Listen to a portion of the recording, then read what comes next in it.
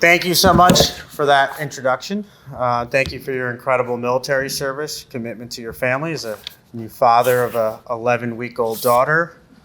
I can't imagine how he did all those different things in life.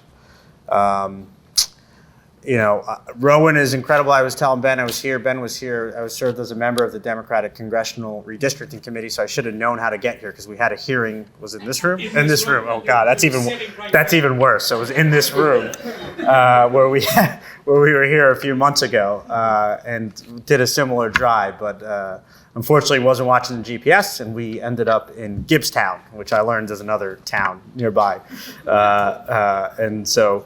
It is great to be here, great to see the incredible things, the incredible accomplishments as a research university that Rowan does, the incredible program that Ben Dorkin runs, and not just the current students that are here, but the past ones who have made an incredible difference because of this specific program. And I know the university president well here, and I know the incredible things you're doing here. So excited to be with you, excited to talk to Ben, excited to take some questions, excited to talk about current state of not just education, but politics in general. In addition to being the youngest state senator still, we'll see how long that goes. I got elected 5 years ago. I really wanted to serve as, we had a little bit of a competition to when Senator Ruiz, who was my predecessor, became the majority leader. It opened up a vacancy for education chair. And I have spoken very openly on the Senate floor. I have struggled with depression and anxiety my entire life. I'm on a number of medications. I had days when I ran for the state Senate when I couldn't even get out of bed because my depression was so bad. And unfortunately, as we get to the other side of COVID, we're seeing this across our 600 school districts. We're seeing kids in high schools. I had a young woman in Middletown. She started crying in the middle of her class because she was hungry. The free and reduced lunch program would have caught her at least getting 1 meal a day, but now she was getting 0. So unfortunately, we're seeing rises in mental health, poverty, as far as everything else going on with inflation and gas prices. I drove around a lot looking for baby formula for my daughter a few weeks ago. We're seeing a lot of challenges, and people are going through a really tough time. A lot of people working multiple jobs, a lot of people just trying to figure it all out. And without a great family support and friends and neighbors, grandparents, it's hard to really make it work here in New Jersey. But look, one of the reasons I wanted to be education chair was I love the fact that, and I point this out, and Ben knows I was just meeting with someone who's on the other side of the aisle from me, and I made this point to him. People love to say they want to move to Florida and the Carolinas, but they ironically do it after they raise their kids in the New Jersey school systems. They don't want to send their kids to Florida schools. So they want to hate on New Jersey, they want to hate on New Jersey's taxes, they want to hate on all the resources we have here, the incredible proximity to New York and Philadelphia, the incredible resources and economic opportunities we have here, but they want to do that after the kids are out of the school system. Then they're going to go to Florida. Nobody wants to do it while that's here. And I find that an incredible amount of irony that we go through. So serving as Senate Education Chair over this last year has really given me the opportunity to focus on a lot of this stuff. And we're working on tough issues like mental health in our school districts, teacher shortages, learning loss, standardized tests, and so many of the issues that unfortunately, when you have 600 plus school districts, leave a number of New Jersey kids behind while selective few are able to get ahead. And I try to bring that experience, being a little younger. My colleagues are a little bit older than me. You know, I'm trying to talk to them about communicating on Facebook and Twitter and Instagram, and they're still sending mail, and I try to explain, well, that's not effective everywhere, but we're working through, and I'm sure someone is going to make fun of me 10 years from now as we go through the same process. So it's great to be with everyone here. I was really thrilled to meet so many of you and hear about your career paths, but most important, I mean, like Rory's got his whole life together here. Like people are telling me, like, I graduated college 2008, recession, I couldn't find a job, I worked in an embroidery store. You guys are going to law school, figured it out. Someone told me they're going to be a lobbyist. Was that you, Rory, or no? Law school, you're a lawyer. Who told me lobbyist? Who was like the lobbyist? Like he was done. I was like, wow, like people take like 30 years to get there, right? So these are Ben, you have some fantastic young men and women here who really give me a lot of optimism and hope for our future. So happy to have the conversation and chat about some of the issues on your mind.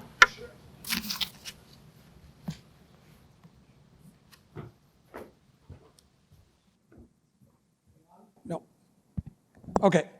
Thank you, Senator. So let's, a bunch of different questions came in. And they covered a variety of different topics, not just education. And I'd like to start with one of them, which was just about your background. Because one of the questions came in, says, has being a South Asian American affected your work in politics? Have you faced discrimination, specific discrimination, in New Jersey political life because of your background? I faced a lot more discrimination when I was younger. I have a very vivid memory. It was after September 11th, and I was 16 or 17. I was in Red Bank, and I was going, and I will admit, I'm not the best driver. Certainly not back then. That's why someone's driving now, but I'm not a great driver. I got an ADD, and I'm not always focused. So not good. So I have someone drive right now, which is good. But back then, I definitely cut someone off. And they came out of the car screaming, calling me a terrorist, saying a lot worse, harsh words than that. I had a situation that got out of hand very quickly. And I was very fortunate. I don't know his name. I don't even remember what he fully looks like, but there was a Red Bank police officer who intervened, and the situation, probably I wouldn't be standing here if the situation was a little bit different. So that is one example of many that I faced discrimination early on as different things happen. There's a natural fear of the unknown. I love family members, but I have family members that had discrimination towards other religions and other cultures because you naturally have a fear of the unknown. So in my Senate district, it is roughly 90% Caucasian. I think there's about 4 South Asians there. I'm not sure if they all voted for me. But it's a very few Indian population, and I spend a lot of time with the Italian American community and the Irish American community and the Black population we have and Latino, and we got a big Portuguese population, and trying to understand pieces of what make their upbringing and their culture and their fragments of their society, second, third, and so forth generation so important. When I grew up, I did not have that opportunity. So it really gives me thrill for someone to say, as a South Asian, it inspires them to maybe look at that. Because when I was growing up, that wasn't the option. It was, doctor, business owner, engineer, or you're going to be basically useless. It was those 4 options. So that was a very Indian immigrant household that I grew up in. And I grew up in a very conservative Indian immigrant household. My parents came here in the 70s, and they came here with nothing, and they wanted to make a life better for their kids, but it's a common theme. Now we're starting to see South Asians, which is AAPI population, is roughly nearly 10% of the state's population. It is the fastest growing minority population anywhere in the country, right here in New Jersey, nearly 10% after this last census. And it's all over the state, not my district, but everywhere else. And not just where you would think, in Edison and Woodbridge, but Parsippany and Burlington County and Cherry Hill and all these places we're thinking. And we've got people now that are South Asian that are becoming police officers and becoming college presidents and becoming educators. And I never saw a South Asian teacher when I grew up. I never saw South Asian role models when I grew up. It didn't exist. And that is starting to change. And I think that's a really good, healthy thing.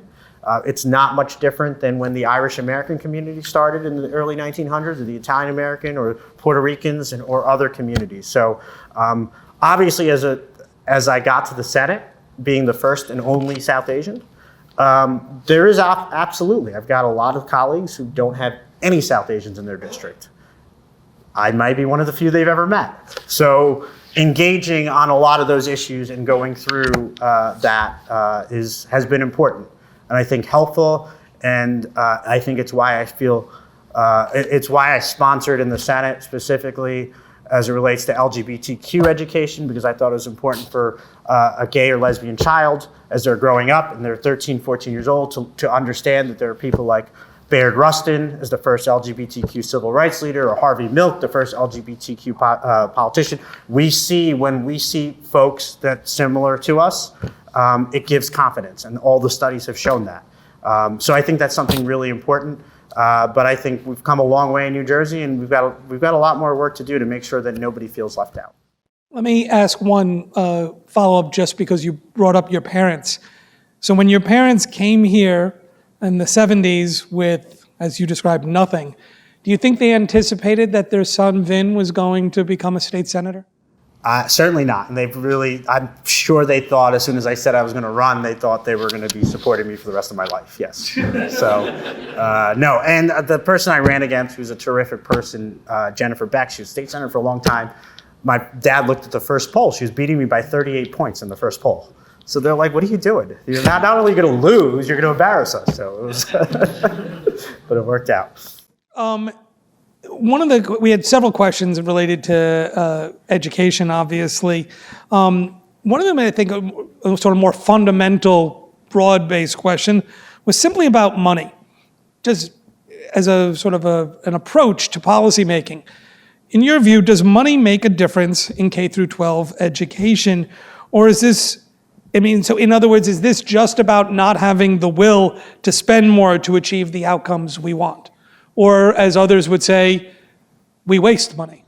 Yeah, it's a great question. I think that this fundamental problem in New Jersey, which makes it good and bad, is we have over 600 plus school districts, and they all have their own different operations and their own different ideas, right? So we have school districts that may decide to spend some of their money more towards administrative costs. We've got other school districts that are doing everything right. We might have another school district where there's 7 charter schools around and they're taking students and the enrollment's going down, and that district is doomed to fail. We're dealing with this right now. We've had some really good conversations. We've got 90 districts in the state that have these programs called school-based linked source programs, or mental health programs in the district. Excellent programs. I got really good ones in my district, and the state funds them. They only fund 90 of them, not the other 510. So we have to move towards a statewide program to assess, out of our districts, which ones have access to social workers and mental health programs and emotional well-being outside of the classroom, if there are issues in the household and poverty rates or tutoring and other things like that. We don't do that right now. So we have districts that are, special needs is a great example. We've got some school districts that do really good when it comes to special needs, extraordinary special education funding, and other districts that just don't. And I think that's probably the biggest problem, is how do we, Jonathan's here, he doesn't want to hear me say the word regionalize, but how do we consolidate some of these themes and ideas so no child is truly left behind? Because we're getting into a situation where people are literally moving into districts because of the programs they have, and that's not healthy. Kids are going to naturally get left behind. When we see charter schools do really, really well in an area, that means the public school is not going to get resources there. So that's good. We want kids to do well. We want them to go to charter schools. But are we giving up on the public school there? These are really hard.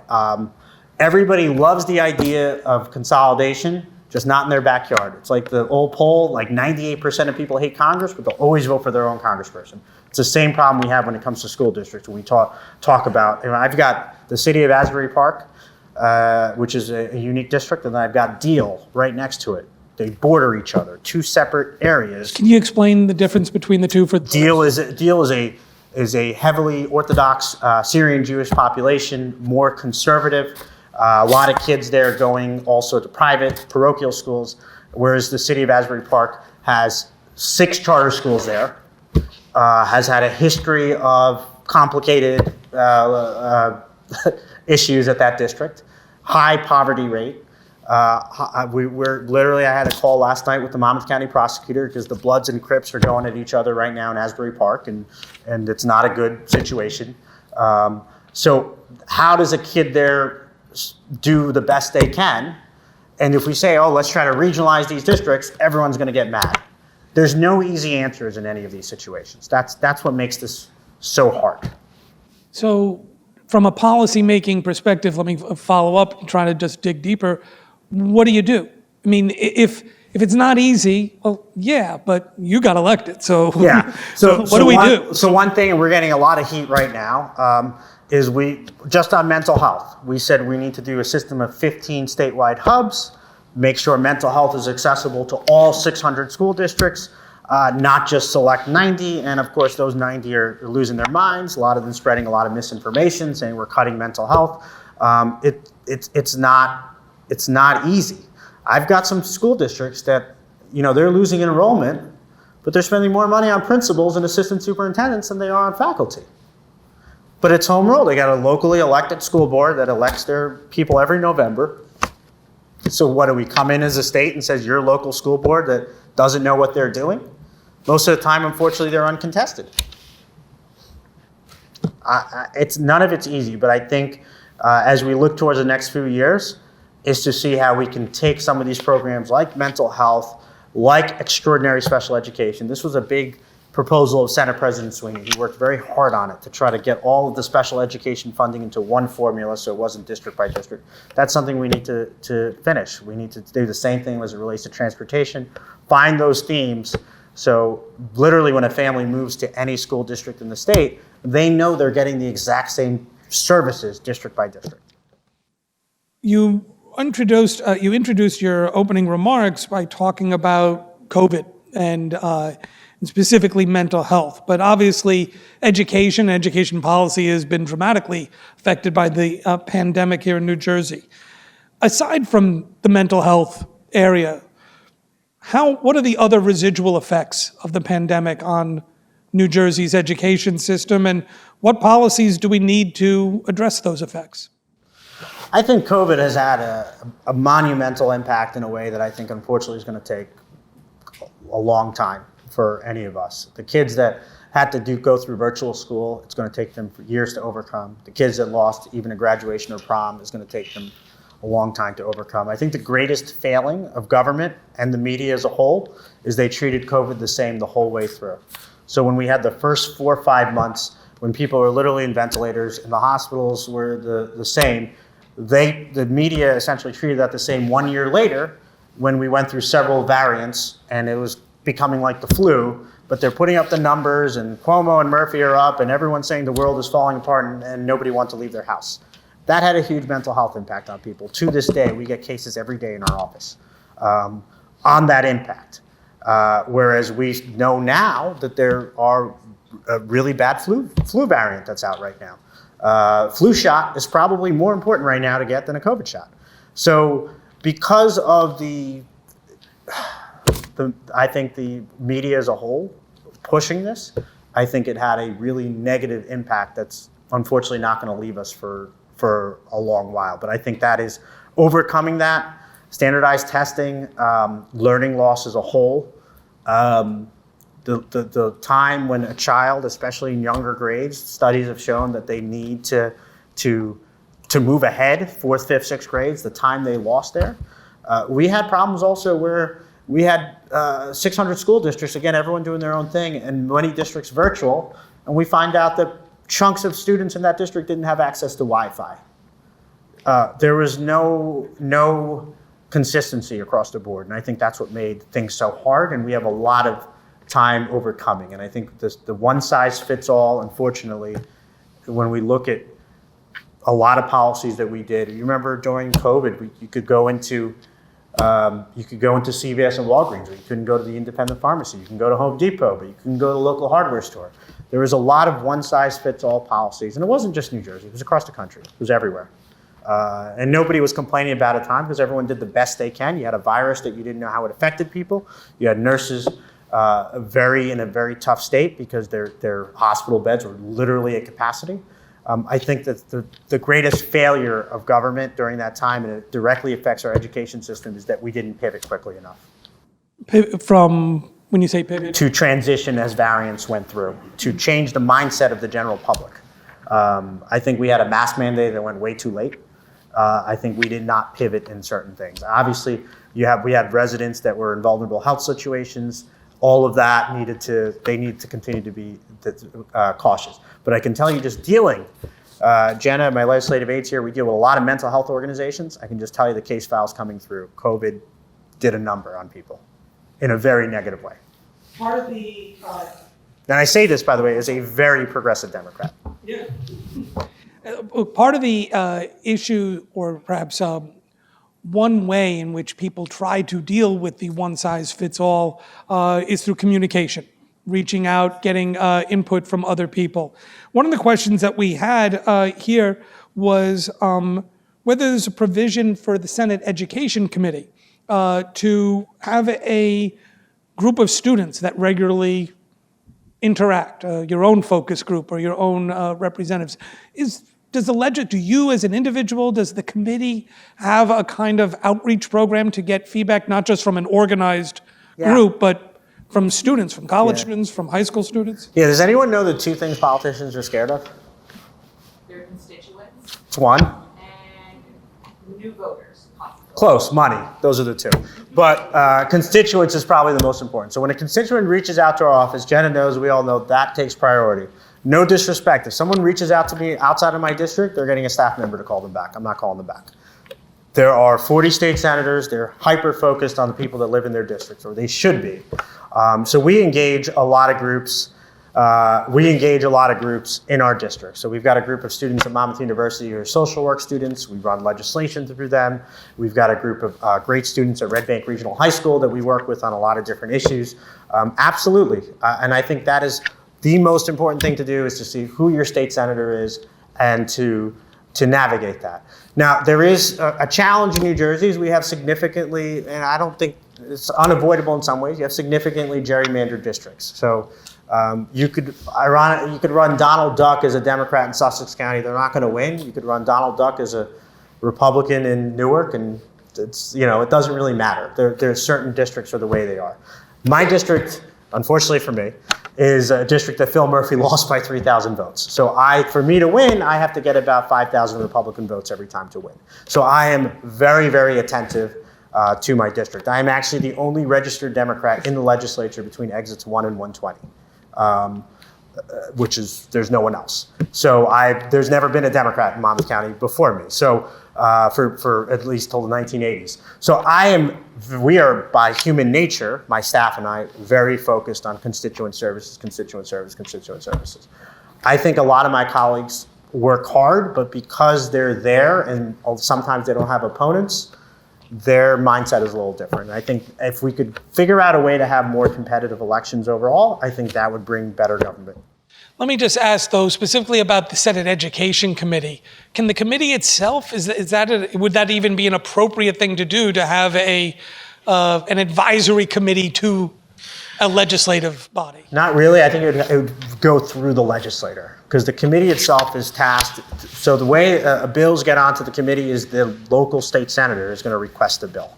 So for example, Senator Singleton, Rowan alumni, he'll send a request and say, hey, I want to get this bill posted. So the committee is going to respect the wishes of those legislators. So it's the goal, I think, of the general public to get to those legislators to be that kind of advice would be what I would suggest. I want to shift now to, we had several questions about curriculum and sort of what is being taught and how it's being taught. Part of it dealt with history. Over the past few years, there's been a movement to rethink how we teach history in our public schools. The 1619 Project from the New York Times is but one example, as it called for placing the institution of slavery at the center of understanding the American experience and development. Other communities are looking to see history lessons expanded. You talked about the LGBTQ community trying to make sure there other voices were introduced, or other communities are trying to reframe the villainization that we have of, say, Mexicans in the way we understand the War of 1898 and other kinds of things. So this is the question for you. What role can the state play in these very contentious debates about how we teach history in our schools? I think, especially as kids get to high school, the number of different ideas that are taught is important, but I think as close we can get to is the truth is important. I have a very, very large Italian-American community in my district, and Columbus Day is extremely important to them. Columbus Day Parade is extremely important to them. It has less to do with who Christopher Columbus was, which is clear who he was, and it has more to do with what that meant for their Italian-American upbringing and their childhood and their heritage and the symbol of when a lot of Italian immigrants came to this country in the last 100 years. I think it's finding those balances, I'm watching the Italian-American Parade every year. I think it's finding, I'm not here to defend Christopher Columbus as a person. I think it's finding those balances and I'm trying to understand and appreciate every different culture, religion, ethnicity that New Jersey has, and to understand and appreciate how those cultures came apart and try to do that. I get a lot of folks that get mad at me over the bill I sponsored on LGBTQ education, saying I'm trying to teach whatever in schools, and they don't understand. I explain to them and I say, listen, the studies are overwhelming. If you are gay and you are a kid and you don't have any examples in history, sports, academia, wherever, in your history book, that has a negative effect on you. And there is truth out there. We've seen LGBTQ leaders in civil rights. We've seen them in politics. We've seen them in sports. Anyone who are first should be part of history. It's a true piece of history.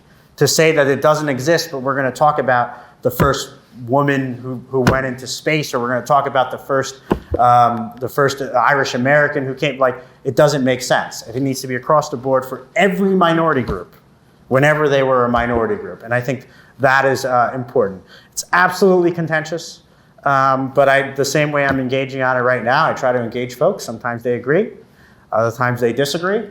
I find a lot of times I get calls from folks that may not even have kids in the school system. They just want to fight for the sake of fighting, especially when it comes to the sex health ed curriculum, right? So I think it's a combination of all, and trying to find that balance is never easy, but I do think we have a responsibility to teach the truth. I think it is important to teach the truth of who Christopher Columbus was. Doesn't mean I'm not going to go to the holiday and understand the importance that has in Italian-American families, but to pretend like things don't happen, I don't think is helpful.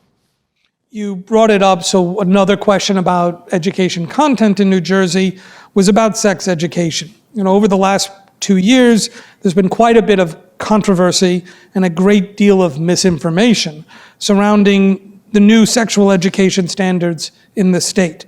So can you explain what's happening here and what's your take on it? So, no, I'm okay, thank you. I just want to make sure I didn't kick it. There is, the sex ed standards is probably one of the greatest political operations I've seen, at least since I've been in the Senate in the last 5 years, where it is a organized misinformation campaign to try to tell well-meaning parents that something inappropriate is being taught in schools. Here we are, October, 11th, 12th, and a month into schools, and we don't have a single one of our 600 plus school districts that we can point to that's teaching sex acts to second graders. But they have purposely misled parents to say the state of New Jersey is trying to teach your kids about sex acts and third graders, and none of it's true. And we can't find a school district that's doing it. There happen to be third-party contractors that are trying to sell curricula just like as anybody can sell anything. You could start a company tomorrow and try to sell. Doesn't mean any school districts are buying it. They're using it. I think you're going to see it calm down conveniently around November 9th. It should calm down. And they're going to try to use this to try to, just for those, election day is November 8th, to try to mislead as many folks as possible. But this is, I have really taken it to the Senate Republicans on the other side who are really thinking this is going to help them flip some congressional seats this year, that this is really dangerous what they're doing, because one of the biggest issues we face right now in the state of New Jersey is a massive teacher shortage. You enter as a teacher in New Jersey, it's not a big salary. Over 30 years, you're lucky if you get to six figures. Your pensions have already been cut because of the former Governor Christie and his Democrats that supported that. It's not easy. And now we've got legislators across the country who are putting in bills to say they want to put cameras in the classroom because teachers are sexualizing or, quote, grooming, this is the word they use, which is beyond offensive, kids with no proof. It's dangerous. It's really, really reckless. And we're going downward on a deterioration of society because of certain folks that are trying to push a message they're just blatantly lying. But the number one thing, and I'm learning this as a new parent, when it comes to your kids, parents are going to be overly protective. Parents are busy. They are working jobs. They're taking care of their kids. They're doing everything else. So they see a Facebook post or they see an article that comes up. They're not taking the time to usually click it. And they're saying New Jersey politicians are trying to teach their kids sex acts in second grade, none of which is true. Otherwise, we would have heard about it. We would have heard about some school district in the state out of those 600 that's doing it. and we still have not heard of one. And I talked to one of my Republican colleagues in the Senate recently when we got into this fight on the thing, and I said, name the district. He said, I'll get back to you. That was 3 months ago. So he's leaving, don't worry. It's good. He got a nice pensionable job. Yeah. So it's a really tough time. And probably the hardest job in the world right now is being a teacher. You're not getting paid well, scrutiny's on you. You've got politicians saying that you're sexualizing kids. They want to put cameras in the classroom. They don't realize, or maybe they do and they don't care. Certain politicians don't realize how dangerous this is going to be for us long term. So because you brought it up, we did have a question about the teacher shortage. And in the aftermath of the pandemic, we've had this shortage of teachers in public schools, especially for teaching positions that require certification.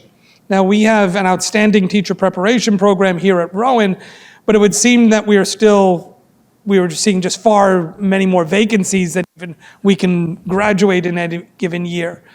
So specifically as it relates to certification, and there have been different ideas, how do we solve this? How do we solve the teacher shortage problem? Number one, we got to change the culture and climate, what we talked about. We can't have politicians attacking teachers, right? We got politicians that shouldn't be there. We got doctors that shouldn't be there. We got cops that shouldn't be there. There are systems in place. If there are teachers that shouldn't be in the profession, we have the systems in place to remove them.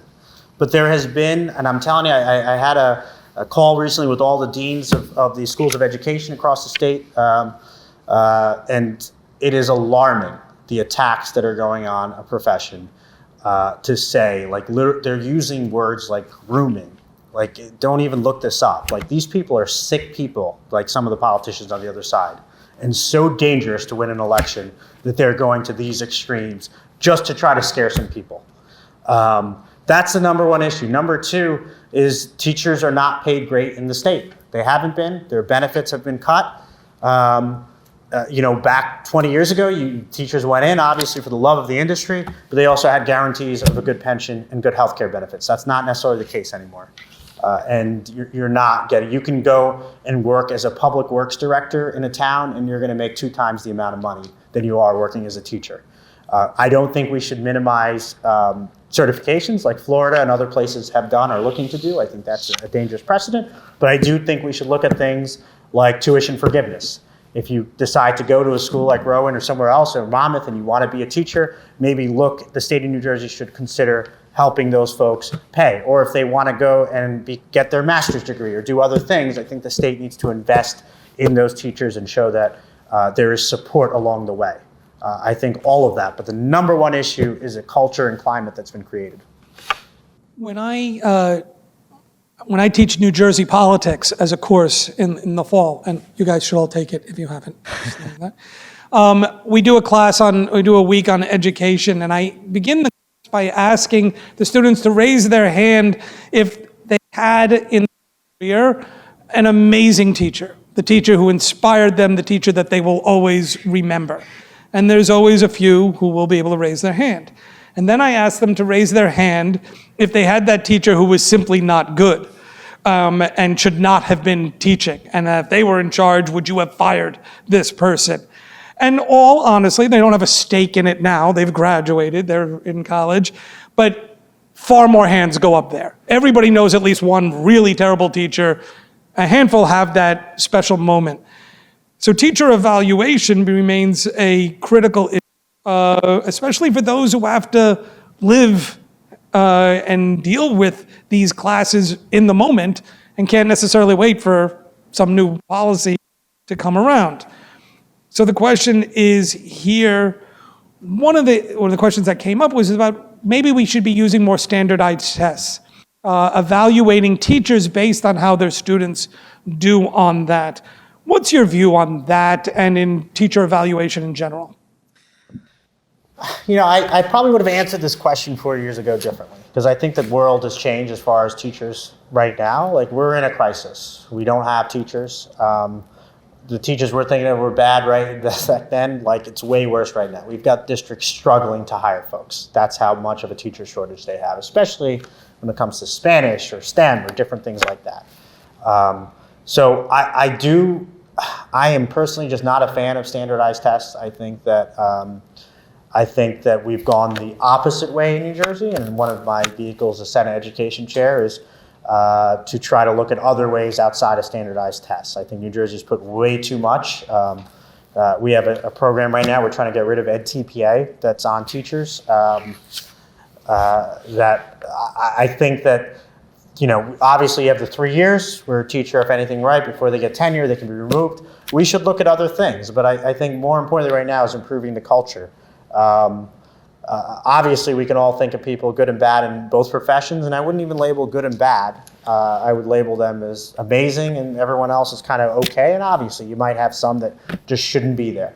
And I think we should look at all of those things, but I think where the crisis is right now, and because of the shortage in this climate, I think, unfortunately, we're in a way worse situation than we should be. Shifting away from the teaching profession, one question we had, there were two people submitted their questions, but they only wrote one question that they wanted to ask you. Why would anyone want to be on school board? And just to give it a piece of context, somebody else talked about, we hear about these vicious fights breaking out in school board meetings, dividing communities. I used to think, wrote this person, that this was just about creationism and the Big Bang Theory, but now it's about critical race theory, whatever that is, and sexual content, and book banning.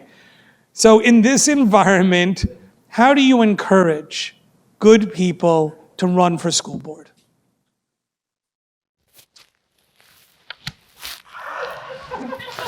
It is the most thankless job in the world right now. I've got one district where literally 3 people come up every school board meeting, take up the entire time. None of the 3 have kids in the school district. They all lived in the last 5 years. They're convinced the teachers are teaching something that shouldn't be. Even though they show them the curricula, they think the teachers are still lying. They're also very concerned about that one book in the library that they say is going to offend everybody. And that book doesn't even exist. They can't find it. So this isn't easy. We are making a concentrated effort, at least in Monmouth County, and I don't care about your party, Democrat, Republican, whatever. The bar is low. Be a decent person and try to run for Board of Education, because I think the conspiracy theorists, and I've got them on my side of the aisle, they're all over the place. That is what's dangerous.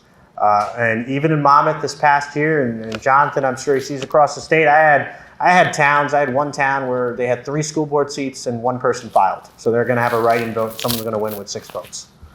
We've got an alarming number of people across the state that are not even filing to fill for the seats. And when that happens, you're going to have absolute randos happen that it's not going to be good. Not going to be good. I'll give you an example. Middletown is the largest town in Monmouth County, the most conservative school board probably anywhere in the state of New Jersey. Literally the entire school board's Twitter pages, you don't even want to, it's insane. They are so far right that they make any Republican you can think of as liberal.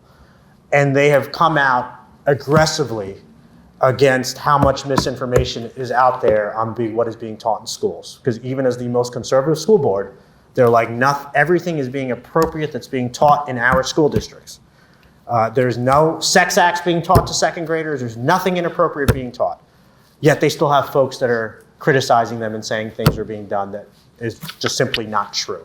There was a great article in Patch that came out where the curriculum director just basically trashed all of the misinformation that's out there. We got to get folks to run for school board, and it's really hard. You don't get paid. It's thankless. But the monumental impact, if you ask me if I could spend 5 minutes or 10 minutes with any president of the United States, or 10 minutes with a school board president, I'm going to spend 10 minutes with a school board president, because I might actually get something done. Whereas the president might be nice, I'll get a photo and I'll move on, and there'll be no follow-up on any type of public policy. But these school board members actually direct the policy that's going on in their school district, not just the curricula that's going to happen there, but who the superintendent is going to be, what the direction of the school is going to be. All these things are extremely important. I wish there was an easy way to do it, but I think the rational people have to take back our state from the irrational people, because there's a lot more rational people. You've mentioned a few times we have to change the culture, we have to change the dynamic that's going on. And this leads to a question about being a public servant. Because anybody who's taken American government or teaches American government here, we explain the difference between an elected official who's a trustee versus one who's a delegate. Trustee being, I don't listen to I take my gut and the people have trusted me to make a decision, and the delegate being, if the public wants, the majority of the folks want X, then I'm going to say X. How do you balance that as an elected official, the demands of, I just have to go with my gut, but if everybody's misinformed or everybody is of an opinion that's different from you, deal with that? I think you got to be somewhere in the middle, right? I think you have to move a message. I think you've got very conservative Republicans who can be extremely ineffective. You've got very liberal Democrats in Congress. I think of AOC, who I find incredibly ineffective because I don't think they get a lot done. And I think you have to compromise. You have to, might not always get what you want, but it's important. And that's how life works. That's how the founders of our government set up our institutions. So rapid changes didn't happen for the negative too quickly. And I unfortunately find a lot of electeds on both sides that go hard, they scream, they yell, and you look at them 5, 10, 15 years and they haven't gotten anything done. They haven't even moved the conversation at all. And so I think it's somewhere in the middle. I had someone recently, this was a couple months ago, and I'm walking in Ocean Township with family, and a woman starts screaming at me, "Why isn't Hillary Clinton in jail?" And I just look at her. I say, "I'm sorry."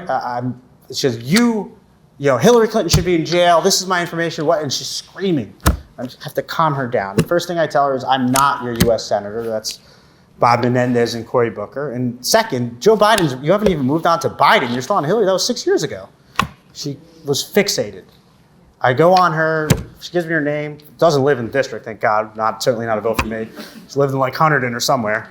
And I look at her Facebook post with one of my staffers, and it's just Hillary Clinton in jail, like all this, it's probably 40, 45 Facebook posts a day, just resharing stuff all day. I don't, those are not people I'm winning over on any type of rational thought of any kind, right? I could have someone on my side too who's obsessed with Trump in the same way. I think for whatever reason, those people, they're nowhere close to a majority, but they're creeping up to 35%. They're 40%, they're out there. And they live on social media and they say whatever, and it's getting really, really dangerous in a lot of ways. So to answer your question, I think you have to go in the middle, but I think it's also important to understand who you're communicating with. Like that person I just talked to you about, I don't think there's any point talking to that person. Final two questions and we'll wrap it up. We started a little late, but we want to get a full thing here. And I want to make sure we ask this question about higher education. Because there are some who believe that the best way to reduce the cost of higher education is to increase aid to colleges and universities. And indeed, some of us heard just this morning that Rowan University receives far less per student than almost every other four-year state school. Others argue that the best way to reduce the cost of higher education in New Jersey is to increase, not to universities, but to students through tuition aid grants and other kinds of direct scholarship. It's easy to say we should do both, so I'm going to ask you not to just default to that. Do you think one of these approaches it helps more? This conversation recently came up with the Senate President and others who've been engaged on this. We have to relook at our entire higher education funding formula. Senator Tom Kaine, who used to be in the Senate running for Congress, he was championing this. The amount of money Rutgers gets that's questionable is absolutely obscene, and that shouldn't. I've got a lot of concerns with that. We saw recently in my district, New Jersey City University had a campus that is completely going under at Fort Monmouth, and the state has been giving them millions every year in the budget. So, and then you have other universities that are, I think, really making a lot of progress, Rowan included with a bunch of others. There is no consistency, and I think we have to look at our higher education formula. There used to be more oversight on higher education. It ended in the Whitman administration, and because they were trying to eliminate departments in the 90s.